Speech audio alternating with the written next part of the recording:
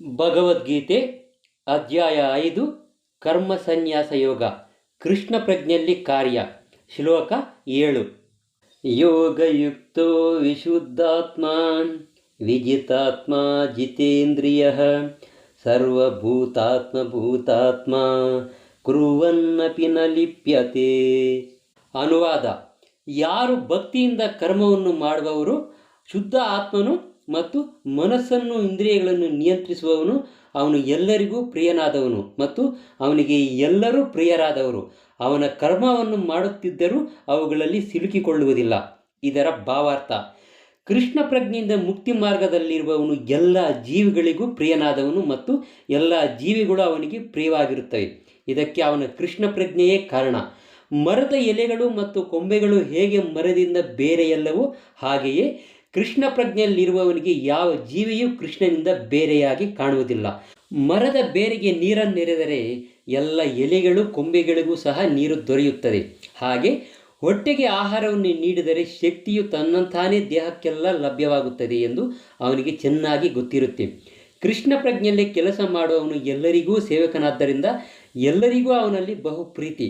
ಪ್ರತಿಯೊಬ್ಬರಿಗೂ ಅವನ ಕೆಲಸದಲ್ಲಿ ತೃಪ್ತಿಯಾಗುವುದರಿಂದ ಅವನ ಪ್ರಜ್ಞೆಯು ಪರಿಶುದ್ಧವಾಗಿರುತ್ತದೆ.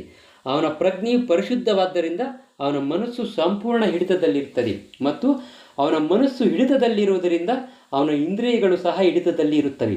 ಅವನ ಮನಸ್ಸು ಯಾವಾಗಲೂ ಕೃಷ್ಣನಲ್ಲಿ ನೆಲೆಸಿರುವುದರಿಂದ ಅವನು ಕೃಷ್ಣನನ್ನು ಬಿಟ್ಟು ಬೇರೆ ಕಡೆಗೆ ತಿರುಗುವ ಸಾಧ್ಯತೆಯೇ ಇರೋದಿಲ್ಲ. ಅವನ ಇಂದ್ರಿಯಗಳು ಭಗವಂತನ ಸೇವೆಯನ್ನು ಬಿಟ್ಟು ಬೇರೆ ಯಾವುದೇ ವಿಷಯಗಳಲ್ಲಿ ತೊಡಗುವ ಸಾಧ್ಯತೆಯೇ ಇರುವುದಿಲ್ಲ. ಕೃಷ್ಣನನ್ನು ಕುರಿತ ವಿಷಯಗಳನ್ನು ಬಿಟ್ಟು ಬೇರೇನೇ ಕೇಳಲು ಅವನಿಗೆ ಇಷ್ಟ ಇರುವುದಿಲ್ಲ. ಕೃಷ್ಣ ಪ್ರಸಾದವನ್ನು ಬಿಟ್ಟು ಬೇರೇನನ್ನು ತಿನ್ನಲು ಇಷ್ಟಪಡುವುದಿಲ್ಲ. ಕೃಷ್ಣನಿಗೆ ಸಂಬಂಧವಿಲ್ಲದಿರುವ ಯಾವ ಸ್ಥಳಕ್ಕೂ ಅವನು ಹೋಗಲು ಇಷ್ಟಪಡುವುದಿಲ್ಲ. ಆದ್ದರಿಂದ ಅವನ ಇಂದ್ರಿಯಗಳ ಹತೋಟಿಯಲ್ಲಿ ಇರುತ್ತವೆ. ಇಂದ್ರಿಯಗಳನ್ನು ನಿಯಂತ್ರಿಸುವವನು ಯಾರನ್ನೂ ನೋಯಿಸಲು ಸಾಧ್ಯವಿಲ್ಲ. ಹಾಗಾದರೆ ಅರ್ಜುನನು ಯುದ್ಧದಲ್ಲಿ ಇತರರನ್ನು ಏಕೆ ನೋಯಿಸಿದ? ಅವನು ಕೃಷ್ಣ ಪ್ರಜ್ಞೆಯಲ್ಲಿ ಇರಲಿಲ್ಲವೇ ಎಂದು ಕೇಳಬಹುದು. ಅರ್ಜುನನು ಮೇಲ್ನೋಟಕ್ಕೆ ಮಾತ್ರ ಇತರರನ್ನು ನೋಯಿಸಿದಂತೆ ಕಾಣುತ್ತಾನೆ. ಏಕೆಂದರೆ ಆಗಲೇ 2ನೇ ಅಧ್ಯಾಯದಲ್ಲಿ ಹೇಳಿರುವಂತೆ ರಣರಂಗದಲ್ಲಿ ನೆರೆದಿದ್ದವರೆಲ್ಲರೂ ಕೂಡ ಪ್ರತ್ಯೇಕ ವ್ಯಕ್ತಿಗಳಾಗಿ ಬದುಕಿಯೇ ಇರುತ್ತಿದ್ದರು. ಏಕೆಂದರೆ ಆತ್ಮವನ್ನು ನಾಶ ಮಾಡುವುದು ಸಾಧ್ಯವಿಲ್ಲ. ಆದ್ದರಿಂದ ಆತ್ಮದ ದೃಷ್ಟಿಯಿಂದ ಕುರುಕ್ಷೇತ್ರದ ರಣಭೂಮಿಯಲ್ಲಿ ಯಾರೂ ಸಹ ಸಾಯಲಿಲ್ಲ. ಸ್ವತಃ ಅಲ್ಲಿದ್ದ ಕೃಷ್ಣನ ಆಜ್ಞೆಯಂತೆ ಅವರ ಉಡುಪುಗಳು ಮಾತ್ರ ಬದಲಾದವು. ಆದ್ದರಿಂದ ಕುರುಕ್ಷೇತ್ರ ರಣಭೂಮಿಯಲ್ಲಿ ಹೋರಾಡಿದಾಗ ಅರ್ಜುನನು ನಿಜವಾಗಿಯೂ ಹೋರಾಡುತ್ತಿರಲಿಲ್ಲ.